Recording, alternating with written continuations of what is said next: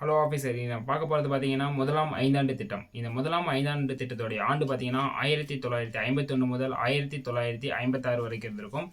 இந்த முதலாம் ஐந்தாண்டு திட்டம் வந்து பார்த்தீங்கன்னா, ஹரால்ட் டாமர் அப்படிங்கிறவருடைய மாதிரியின் அடிப்படையாக கொண்டதா இருக்கும். இதில் நம்மளுடைய இலக்கு 2.1% நம்ம இலக்கா நிர்ணயிச்சிருப்போம். ஆனா, நம்ம அதில எட்டியது பார்த்தீங்க அப்படின்னா, 3.6% வந்து நம்ம அதனுடைய இலக்க வந்து அச்சீவ் பண்ணியிருப்போம். ஆனா நம்மளோட டார்கெட் நம்ம எவ்வளவோ நம்ம ஃபிக்ஸ் பண்ணியிருந்திருப்போம் அப்படின்னா, 2.1% மட்டும் தான் ஃபிக்ஸ் பண்ணியிருந்திருப்போம். ஆனா நம்ம அச்சீவ் பண்ணது 3.6% வந்து அச்சீவ் பண்ணியிருப்போம். ஓகேவா? இதனால நமக்கு வந்துட்டு மிகப்பெரிய வெற்றி தான் அடைஞ்சிருக்கு. ஓகேவா? அப்போ முதலாம் ஐந்தாண்டு திட்டம் மிகப்பெரிய வெற்றியிலே முடிஞ்சிருக்கு. ஓகேவா?